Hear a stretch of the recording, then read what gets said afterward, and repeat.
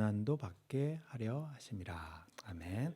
우리 아까 소개시켜드렸지만 우리 다시 한번 우리 최성경 목사님 나오실 때 우리 큰 박수로 같이. 고맙습니다.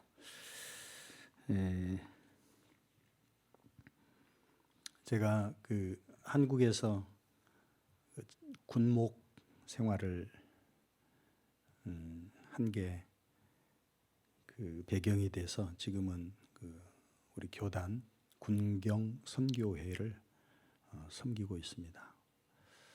우리 한국은 하나님의 큰 복을 여러 가지 많이 받았는데 그 중에 하나는 아직도 군 복무 제도가 징병제여서 한국 남자라면, 건강한 남자라면 의무적으로 나라를 위해서 인생의 가장 꽃다운, 가장 혈기방장한 아름다운 시간을 바쳐야 한다는 그 제도가 아직도 살아있어서 요즘에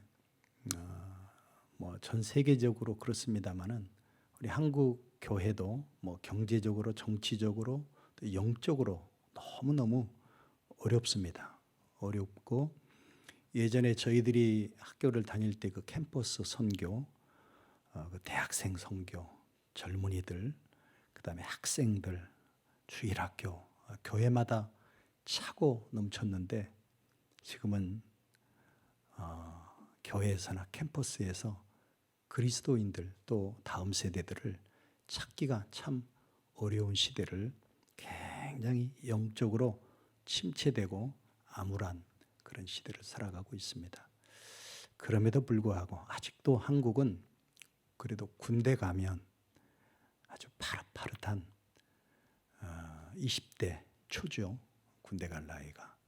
그 청년들이 아직도 많이 있습니다. 군대 문화가 많이 바뀌었습니다마는 그래도 어쨌든 여전히 한국 군대는 황금어장이에요.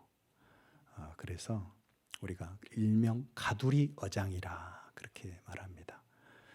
군에 있을 동안은 우리 하나님께서 군목들을 또 이렇게 보내시고 그래서 병사들을 복음을 전하게 하시고 작년에 아마 글쎄요, 제가 알기로는 세계 역사상 유례가 없는 3,876명 3,876명이 한 자리에서 한꺼번에 주님을 고백하고 침례를 받는, 그 대한민국 논산에 있는 육군 훈련소의 큰 넓은 연병장에 간이 수영장을 설치해가지고 그 많은 청년들이, 많은 목사님들, 특히 이제 미국에서 오신 목사님들이 같이 그 침례를 주는 그 광경은 정말 장관입니다. 그때 오신 미국 목사님들이 감동을 이제 목사님도 받으셨죠. 그때 오셨던 그 뉴라이프 교회 위성교 목사님이라고 하는 분이 또 감동을 크게 받아서 우리 침례교 군목이 17명인데 전부를 미국으로 초청을 하셨어요. 그래서 한인 총회 여기 그 3040 무슨 목회 포럼, 미래 목회 포럼인가 그런 것 같아요. 정식 명칭은. 거기에 수련회를 하시는데 우리 한국 군목들을 초청해서 같이 조인해서 내일부터 목요일까지 같이 이제 세미나하고 수련회하고 교제하고 이 모든 경비를 이 목사님 교회에서 이렇게 제공을 하셨어요. 그래서 그런 그 사역 관계로 제가 이제 공경선교회 이사장 자격으로 공경선교회 회장님과 함께 저희들이 일을 일찍 좀 들어와서 준비를 하고 내일 이제 본격적으로 수련회가 시작됩니다. 작년에 목사님 한국에 오셨을 때 하나님께서 만나게 하시고 인연이 되어서 오늘 주일날 이렇게 함께하는 교회 성도님들과 함께 함께, 그죠? 함께하는 교회. 함께 너무 의미가 있죠.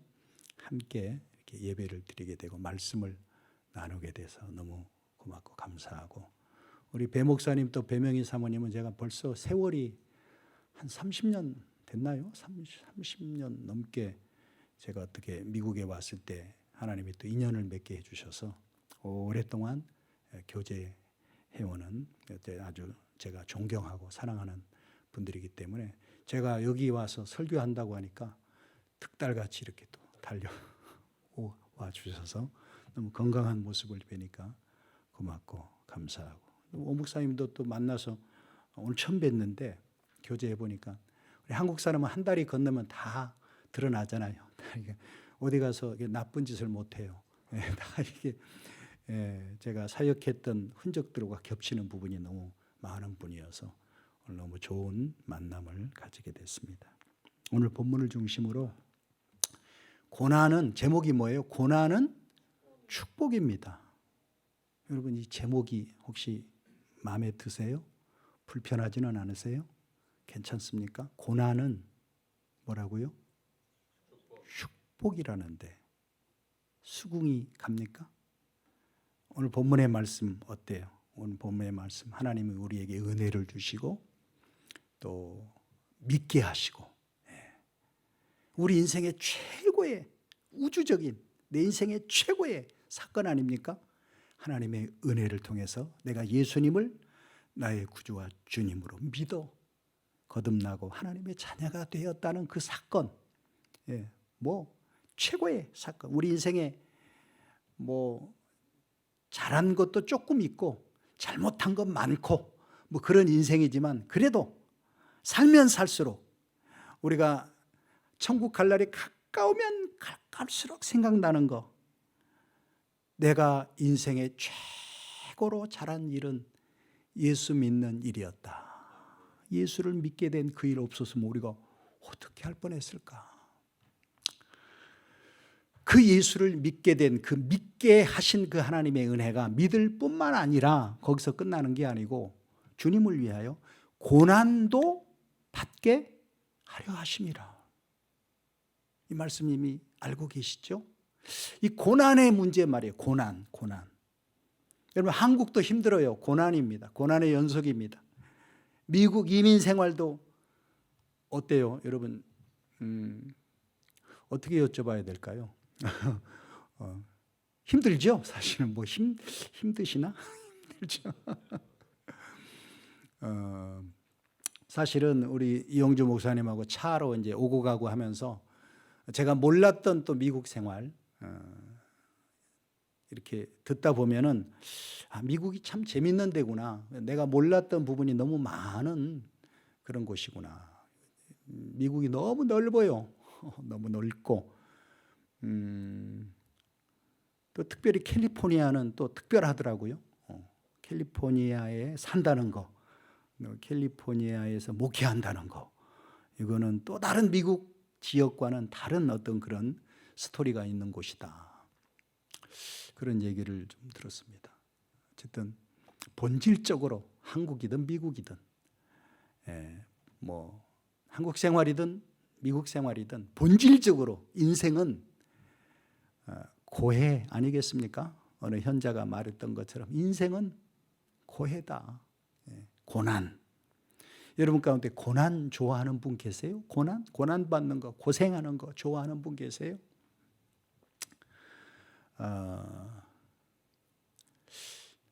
내 인생은 유독 인생이 고난이지만 내 인생은 유독 힘들고 고통스럽고 고난의 연속이야.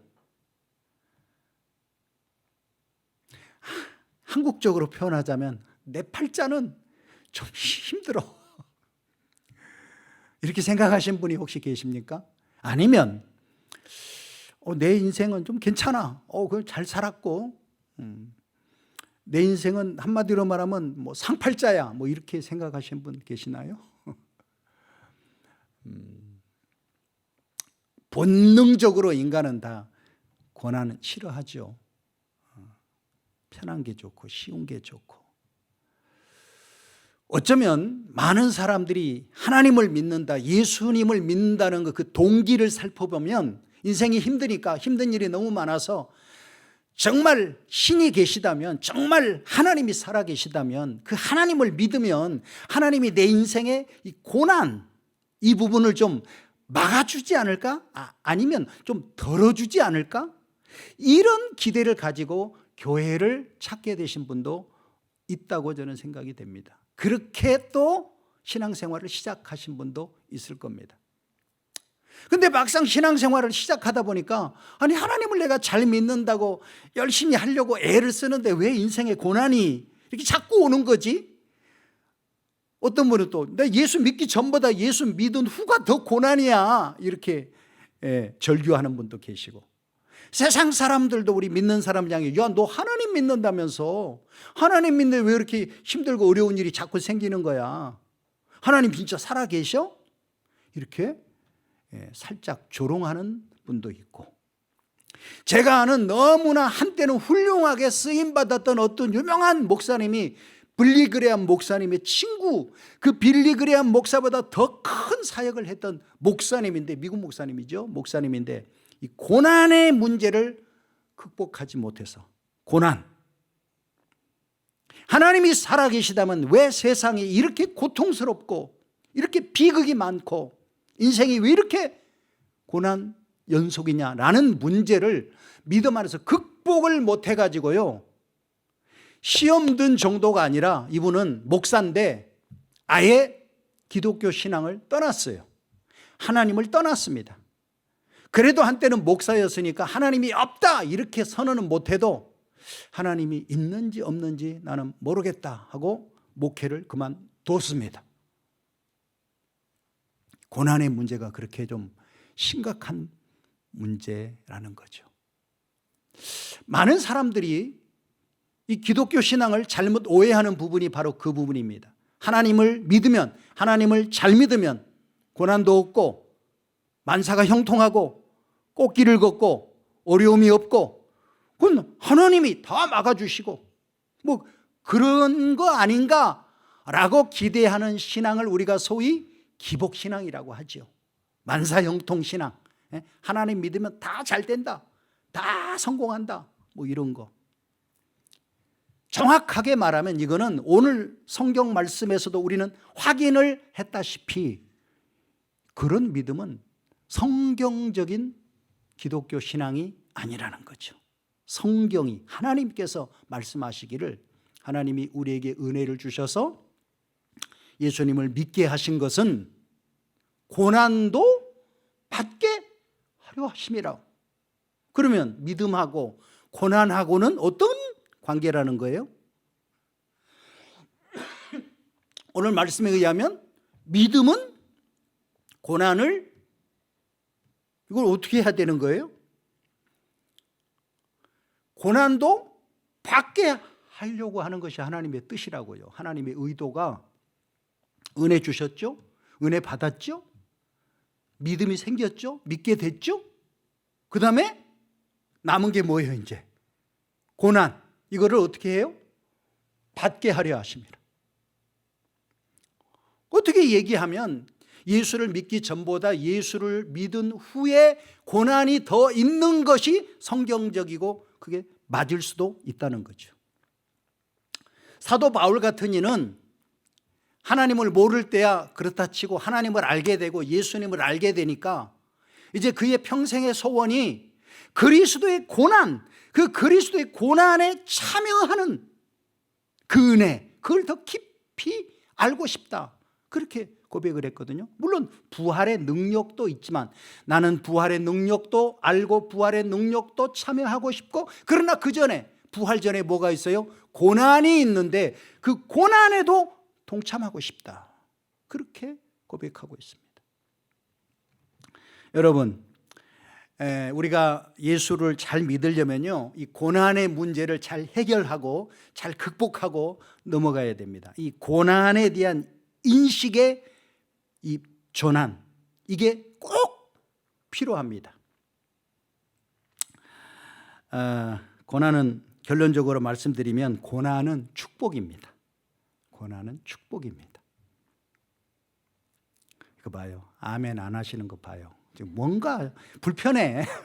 고난이 축복이라고 그러니까 축복은 그러면 여러분 축복은 제가 질문할게요. 축복은 많이 받는 게 좋아요? 적게 받는 게 좋아요? 목사님?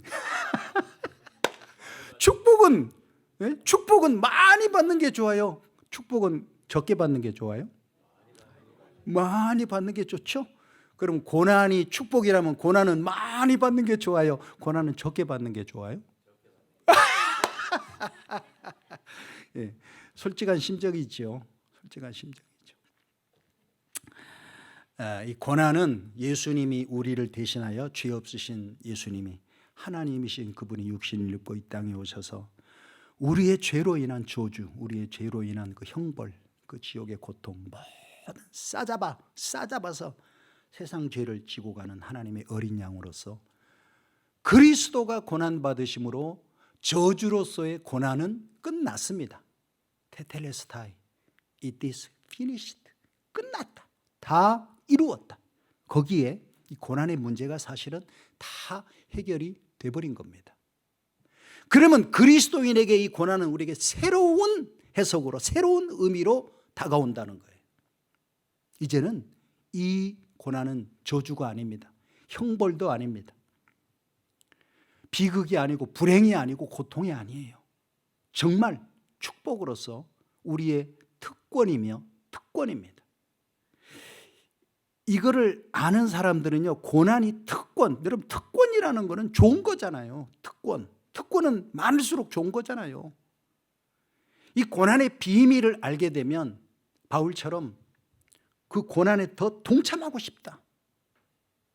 바울도 인간적으로 따지면 그 고난받은 인생을 살 이유가 하나도 없는 사람인데 이제는 예수님을 만남으로 은혜를 받아 믿어서 믿을 뿐만 아니라 그를 위하여 고난도 받게 하려 하심이라는 삶을 실제적으로 살았던 사람입니다.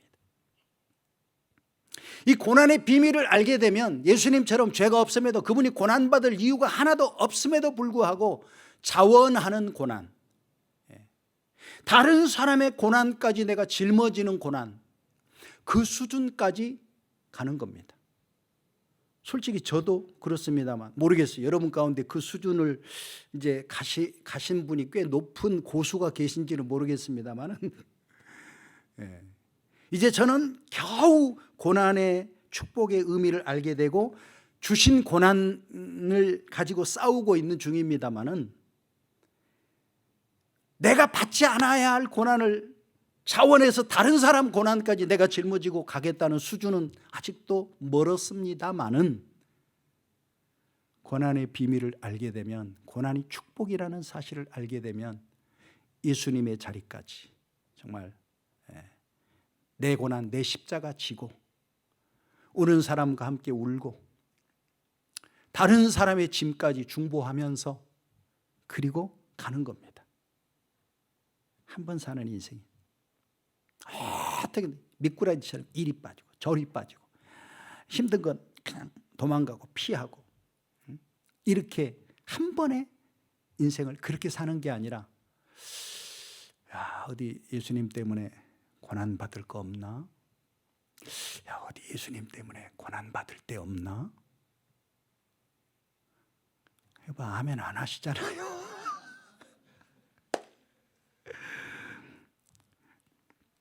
전통적으로 우리 기독교 교리상, 기독교에서 이런 말이 있어요. 고난은 제3의 성례다. 우리 침례교는 사실 그 침례하고 주의 만찬을 이 세크라멘토, 성자를 안 붙이거든요. 우리 성례전이 아니라 그냥 의식으로 침례교는 믿기 때문에. 그러나 그거를 그 전통적인 개혁신앙이나 뭐 장로교쪽이나 이런 데는 그 성례전이란 말을 쓰는데 제1성례가 침례, 세례, 침례, 2성례가 주의 만찬, 이걸 그 사람들은 성만찬이라고 그러잖아요. 세크라멘토라고 하는 말을 붙입니다. 이게 무슨 말이냐면 그 예수 믿고 침례 받는 게 중요하다는 거예요. 침례. 여러분 예수 믿고 침례 우리 다 받아야 되죠? 침례. 두 번째는 주의 만찬, 성찬식이라고 그래요. 주의 만찬 우리 다 받아야 되죠? 이 두 가지를 하나님이 교회에 주신 중요한 의식이라는 거예요. 침례 받아야 됩니다. 주의 만찬 참여해야 됩니다. 세 번째 성례, 세 번째가 고난이라는 거예요. 굉장히 의미 있는 얘기입니다. 그러면 침례 받아야 되고 주의 만찬 참여해야 되고 고난 안 받아도 되고가 아니고 고난도 받아야 되고 당연히 그런 뜻입니다. 그러니까 무슨 얘기냐면 너희가 고난 받을 때, 시험 받을 때, 환난 받을 때 이상한 일 당하는 것처럼 이상하게 여기지 말라. 내가 예수를 믿어 은혜를 받고 하나님의 자녀가 됐으면 이제 인생은 고난 받는 것은 당연한 거다. 이렇게 인식이 정리가 돼야 된다는 겁니다. 이제 아멘이 나올 만한데 아멘입니까? 이게 아직 정리가 안 돼요? 그러면 제가 오늘 설교를 못 끝내요. 네. 배도 고프고 오늘 마더스 데이라고 아주 걸게 준비하셨을 텐데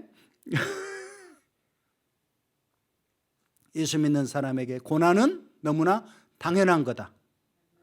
아멘. 아직 한 두어 분이 아멘을 안 하니까 한 번 더. 예수 믿는 사람에게 고난은 너무나도 당연한 거다. 아멘, 할렐루야. 여기 이제 여러분이 아멘을 하셨으니까 팁을 하나 드리겠습니다. 팁을. 그런데 그 고난이 축복인데요. 이제 축복이에요. 시편 기자는 분명하게 그걸 체험하고 내가 고난 당하는 것이 내게 유익이라 그랬어요. 내게 유익이라. 왜? 이로 인하여 내가 주의 율례를 배우게 되었나이다. 내가 고난 당하기 전에는 그릇 행하였더니 이제는 고난 당한 것이 내게 유익이 된 것은 그래서 내가 하나님 말씀을 배우게 되었다. 하나님 말씀대로 살게 되었다. 하나님의 뜻을 깨닫게 되었다. 그런 뜻이에요. 고난이 유익이라고 고백하고 있습니다. 팁을 하나 드립니다. 이 고난은 그리스도인이라면 구원받은 그리스도인이라면 누구에게 다 이제 고난이 필수예요. 필수. 선택이 아니고 받아도 되고 안 받아도 되고 그게 아니고 필수예요. 필수. 반드시 이제 고난이 옵니다. 고난 받아야 됩니다. 그런데 그 고난이 전지전능하신 하나님만이 할 수 있는 그 고난의 특별한 그 고난의 특징은 그 고난이 철저하게 완벽할 정도로 개인 맞춤형 고난이라는 사실입니다. 이 말이 좀 어렵습니까? 모든 그리스도인이 다 고난 받아야 되는데 이 고난은 우리에게 축복으로 유익으로 다가오는데 그 고난을 주시는 하나님이 전지전능하신 분만이 할 수 있는 각 사람 개인에게 맞춤형 고난을 주신다라는 사실입니다. 쉽게 말하면 저 사람이 받는 고난하고 내가 받는 고난하고 저 사람이 받는 고난하고 다르다라는 사실입니다. 그럼 나한테는 하나님이 어떤 고난을 주시느냐?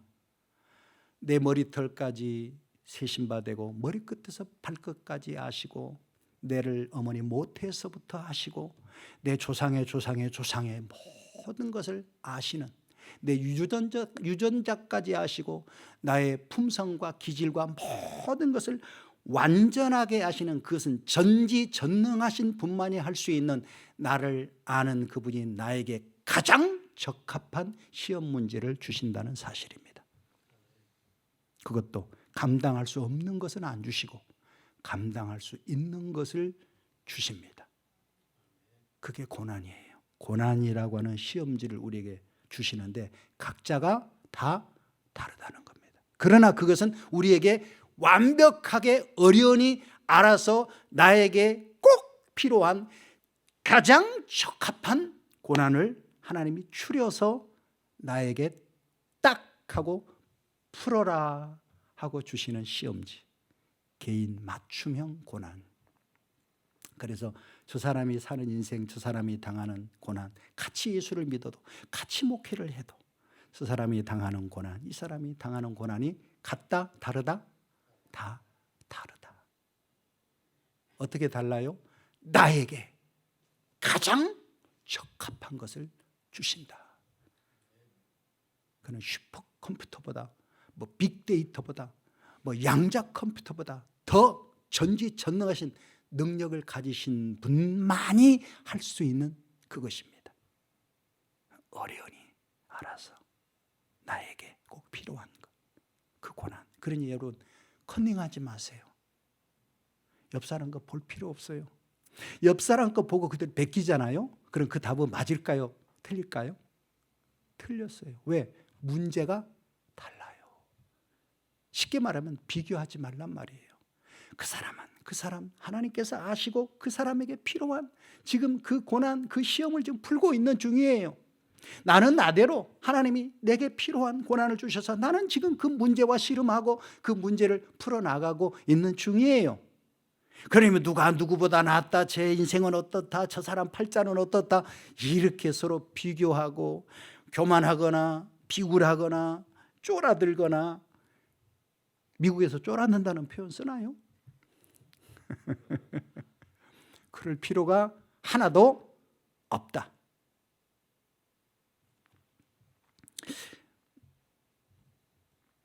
이 교회는 원래 예배 때, 설교 때 아멘 잘 안 하죠. 이게 교회마다 분위기가 달라요. 우리 교회는 제가 하도 아멘 훈련을 시키고 아멘하는 막 뭐라 그래가지고 억지로라도 합니다. 억지로 하실 필요는 없어요.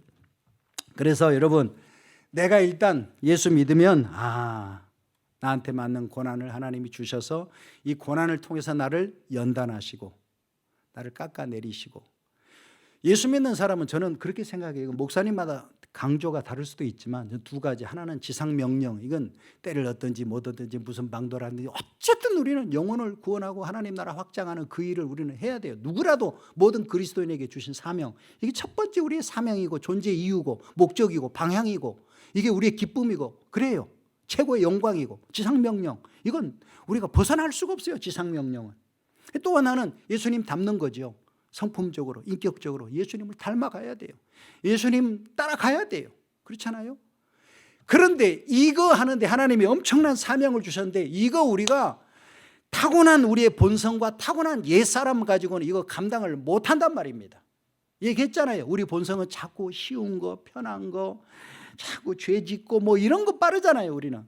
그러니까 이거를 우리가 정신 차리게 하시고 주님 주신 사명 감당하게 하시고 예수님 닮게 하려면 하나님이 어려우니 아시겠어요? 우리를 만드신 분인데 우리에게 필요한 것은 고난이라는 거 하나님이 알고 계십니다. 고난이 없이는 인생은 변화가 안 돼요. 고난이 없이는 인생이 깨지지가 않아요.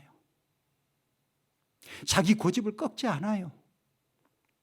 자기 생각을 내려놓지를 못해요. 때로는 죽을 만큼 고생, 죽을 만큼 고난이 와야만 그때서야 인간은 겨우 조금 정신을 차릴 둥 말둥, 그것도. 그게 인간이에요. 그렇게 끈질기고 그렇게 즐겨요. 우리 본성이라는 게, 우리 자라고 하는 게. 그렇잖아요. 그래서 이 시험 문제를 풀어나가는 길은 하나님이 아시고 우리 인생에 굽이굽이 문제 하나가 해결됐는가 싶으면 또 찾아오고, 고비 하나 넘겼나 싶으면 또 뭐가 기다리고 있고, 아직 안 끝났다는 거예요. 그만큼 우리가 예수님 닮고 하나님 말씀대로 살기가 어려운 존재라는 거예요. 그런 인생을 하나님이 예수님 통해서 구원하셨으니 결코 그분은 실수도 안 하시고 손해도 보지 않습니다. 손해보지 않으세요. 예수의 피값으로 우리를 샀는데 대강 우리를 세상에 그냥 마음대로 살도록 내버려 두시겠어요? 여러분 같으면 본전 생각 안 나겠어요? 하나님이 외아들 독생자를 죽여서 우리를 사셨는데, 너는 내 것이라 부르셨는데 우리가 대강 내 멋대로 살도록 여러분 같으면 내버려 두시겠냐고요. 그 그 지독한 아들을 죽이신 하나님의 그 열심과 그 하나님의 고집이, 여러분, 우리는 죽었다 깨어나도 못 당합니다. 그러니까 깨닫고 빨리 항복할수록 그게 인생이 좋은 건데, 어지간히 우리는 고집스러워. 끝까지 죽을 때까지 한번 해보려고. 네? 여러분, 고난의 이 문제를 우리가 피할 수 없는 문제라면 말씀대로 감사하면서, 이 범사에 감사라는 말은 틀림없이 고난도 거기에 포함이 되거든요. 고난이 포함이 돼요. 그래서 이 사람 저 사람 흉보지 마세요. 여러분, 흉보지 마시고 비난하지 마시고 뒷담화 까지 마시고 이런 용어 이게 설교할 때 해도 돼요, 목사님? 나는 조금 원색적이야. 우리 교회 가면 저는 막 제가 조금 절제된 용어를 쓰는 겁니다. 그래도 여러분, 이 고난 문제 해결을 못하는 그리스도인이 하는 얘기 들어보실래요? 응? 아우, 남편 복 없는 가로는 무슨 복도 없다더니 내 팔자야. 그 가로 안에 뭐가 들어가는 줄 아세요? 응? 남편 복 없는 니은은 자식 복도 없다더니 내 인생은 왜 이렇게 안 풀리냐고 막. 아니, 예수 믿는 사람이 그러더라고. 내가 혼내줬지 그냥. 와서 예수 믿는 사람이 팔자 타령하냐고. 예수 믿는 사람 팔자 타령이 아니에요. 특별히 여러분, 내 인생은 더 힘들어 하신 분이 있잖아요. 그런 거 있죠, 여러분. 하나님이 특별 관리를 하고 계시는 분들이 있어요. 특별 관리. 특별히 개인 과외 하시는 분들이 있어요. 그 왜 그런지 아세요? 더 귀하게 쓰시려고 그러는 거예요. 안 그러면 내버려 두지지가 가서 무슨 짓을 하다, 무슨 공부를 하든 말든, 예? 내버려 두지만 관리 대상 있잖아요. 관리 대상, 특별 관리. 내 인생은 왜 이렇게 다른 사람에 비해서 유독 힘드나 생각하세요. 나는 하나님의 특별 관리를 받고 있는 사람이야. 그렇게 생각하시면 됩니다. 감사함으로 받으면 버릴 게 없다고 그랬어요. 인생에. 여러분, 감사함으로 받으면 하나도 버릴 게 없습니다. 모든 것이 다 하나님께서 나를 깎으시고 다듬으시고. 그래서 고린도후서 1장에 보면 바울이 우리 정말 고생 많이 한다, 복음 전한다고, 하나님 일한다고 편하게 하는 줄 아느냐, 우리 죽을 고비를 넘기고 얼마나 표현하냐면 우리가 사형 선고 받은 줄 알았다. 사형 선고 받아. 이제 죽었다 이 말이에요. 이제 죽었다. 인생 끝났다. 여기가 끝이다. 예. 난 이런 용어가 자꾸 나와. 인생 쫑났다. 인생 쫑났다. 그런데 바울이 뭐라고 그런지 아세요? 그 고난과 환난의 극심한 가운데 하나님의 위로가 넘치는데, 하나님은 위로해 주시는 하나님인데 거기서 끝나는 게 아니에요. 왜 하나님이 우리에게 환난과 고난을 주시고 거기다 또 위로를 주시는가? 우리 가운데 우리 주변에 고난과 환난 받는 다른 사람들을 우리를 통하여 위로하게 하려 하심이라. 와, 이게 크리스찬의 사명이 나오는 거예요. 나만 잘 먹고 잘 사는 게 아니라 내 모든 경험은, 내 모든 자산은 다른 사람, 특별히 동병상련이란 말이 있죠.